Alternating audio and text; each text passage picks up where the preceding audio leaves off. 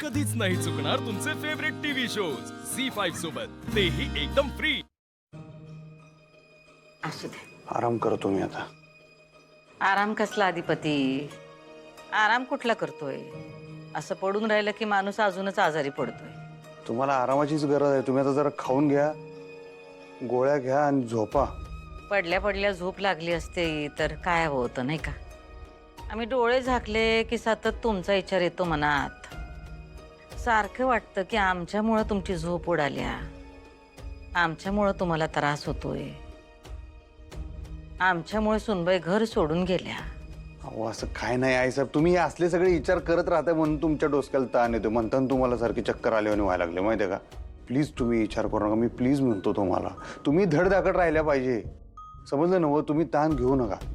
किती नाही म्हणलं तरी येतोच की होता। आणि आमच्या तब्येतीचं तुम्ही काही टेन्शन घेऊ नका। एवढं काही झालेलं नाही आम्हाला। अहो नशीब त्या मावशीना बोलवून घेतलं डॉक्टरला म्हणून, नाहीतर केवढ्याला पडलं असतं। तुम्ही तब्येतीची काळजी घेत नाही बघा आई साहेब। काळजी घेतो आम्ही अधिपती, पण काय आता आमचं वय झालं। सकाळी तब्येत ठीक असली तरी दुपारी कशी असेल हे काही सांगता येत नाही। आमचा काय भरोसा नाही, आज असू उद्या नसू। हो आई साहेब, हे असलं कशाला काहीतरी बोलता हो?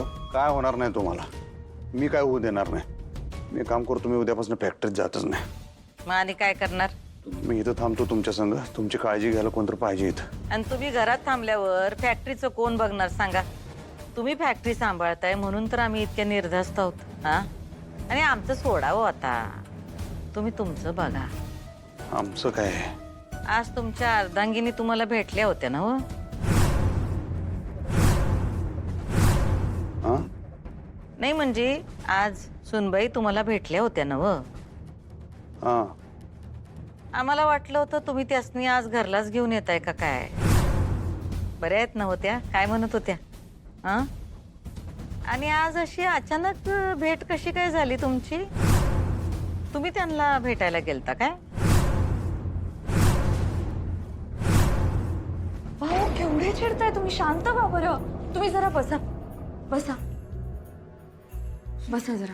राग तर तुला यायला हवा अक्षरा। अधिपती तुझ्याशी फार चुकीचं वागले।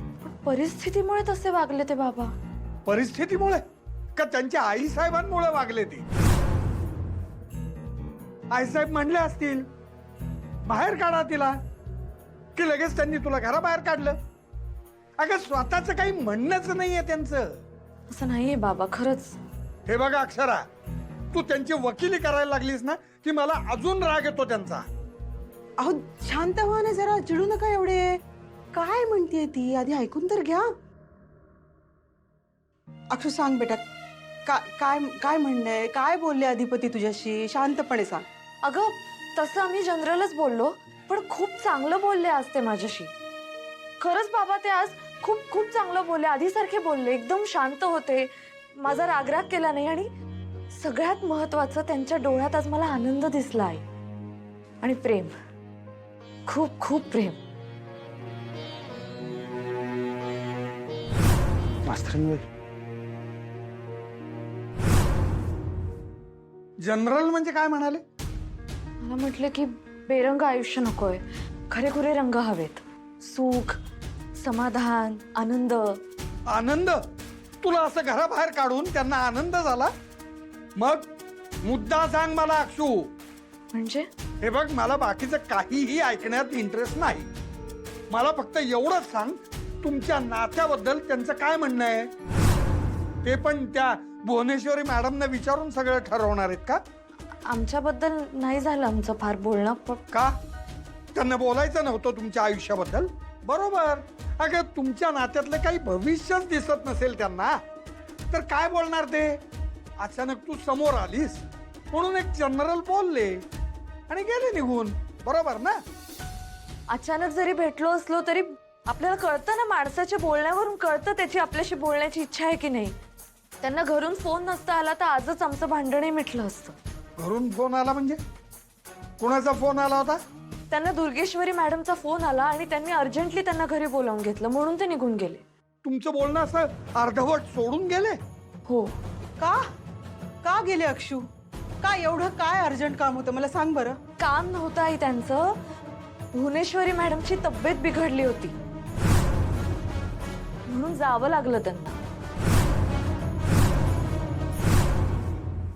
काय विचारतोय आम्ही तुम्हाला? तुम्ही सुनबाईंना भेटायला गेलता काय? हा, मी भेटायला असं नव्हतो गेलो. मग त्या तुम्हाला भेटायला आलत्या? नाही नाही, त्या पण असं भेटायला आल्या नव्हत्या. काय झालं म्हणजे अचानकच आमच्या दोघांची शाळेत भेट झाली आज. आह.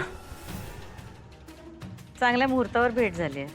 म्हणजे नाही म्हणजे आज सण आहे नाही का, म्हणजे होळीच्या दिवशी तुम्ही त्यांना भेटलात, चांगली रंगपंचमी खेळला काय त्यांच्याबरोबर? नाही नाही, ते असंच तिकडं पोरं खेळत होती. नाही म्हणजे सकाळी तुम्ही म्हणला होता की तुमचं आयुष्य एकदम बेरंग झालंय, तुम्हाला रंग खेळण्यात काय बी रस नाही. पण बघा आता बायको भेटली आणि एकदम रंगीबेरंगी होऊन आलाय की तुम्ही. हा, चांगलं आहे चांगलं आहे. आता एवढं तुम्ही रंग खेळलात म्हटल्यावर तुमच्यातलं भांडण बी मिटलं असेल नाही का? नाही नाही, तसं काय बोलणं एवढं काही लई झालं नाही. नाही म्हणजे तुम्हाला नवरा बायकोमध्ये काय बोलणं झालं असेल ते आम्हाला सांगितलं नाही तर काय आमची काय हरकत नाही. पण नाही. कसं तुमच्यातलं भांडण मिटावं एवढंच आम्हाला वाटतंय, बाकी काय नाही हो. काय तर उगाच आता मी काय लपवतो काय का तुमच्यापासून? मग सांगून टाका आम्हाला की तुमच्यातलं भांडण मिटलं म्हणून, काय आमच्या जीवाला जरा बरं वाटेल, बाकी काय नाही. नाही म्हणजे लई काय तसं बोलणं झालं नाही, पण मला त्या म्हणल्या बोलायचं आहे, जरा महत्वाचं बोलायचं आहे असं. मग घेऊन यायचं नव्हतं त्यांना घरी, शांतपणे घरात बोलला असता की तुम्ही. हा अहो, आज चांगला मुहूर्त आहे, तुम्ही त्यांना घरला घेऊन आला असता, तुमच्यातलं भांडण मिटलं असतं, आम्ही काही गेलो असतो बाहेर, तसं काही प्रश्न नाही. ऐका आता, हे काय बोलताय तुम्ही आईसाहेब? परत तुम्ही बाहेर जायची भाषा करायला लागला. अहो कारण आम्ही घराबाहेर गेल्याशिवाय त्या घरला येणार नाहीत. असं काय नाही. आणि आता तुम्ही लई बोलत बसू नका, तुमची तब्येत ठीक नाही, आपण नंतर बोले. तुम्ही आराम करा. तुम्ही एवढे त्रासात असताना आमचा कसा काय आराम होईल सांगा बरं? काय त्रासात दिसत नाही, मी चांगलं टुंटून जायचं, चांगलं खुशीत आहे मी. आज सुनबाई भेटल्या म्हणल्यानंतर जास्तच खुश दिसताय तुम्ही. वा वा वा वा, काय आजचा मुहूर्त आहे नाही? म्हणजे त्या भुवनेश्वरी मॅडमची तब्येत आजच बिघडायची होती. तुला आणि अधिपतींना आजच भेटायचं होतं आणि त्यांना लगेच फोन येणार होता आणि ते लगेच निघून जाणार होते. हो म्हणजे सगळं अचानक घडलं. अचानक? असं सगळं कसं का अचानक घडेल अक्षरा? मला तुझं नवल वाटतं अक्षरा. एवढी हुशार शिकलेली शिक्षिका मुलगी तू, पण कळत नाही तुला की तुझ्या बरोबर काय चाललंय ते? अगं कुठल्या शब्दात सांगू मी तुला की अधिपतींना भेटून आता काहीही फायदा होणार नाही. आता त्यांचा विषय तू डोक्यातून काढून टाक. हे बघ, ज्या नात्याला भविष्य नसतं ना, ते नातं एका चांगल्या वळणावर संपलेलं चांगलंच असतं. झी 5 ॲप डाउनलोड करा आणि पहा सर्व एपिसोड्स एकदम फ्री.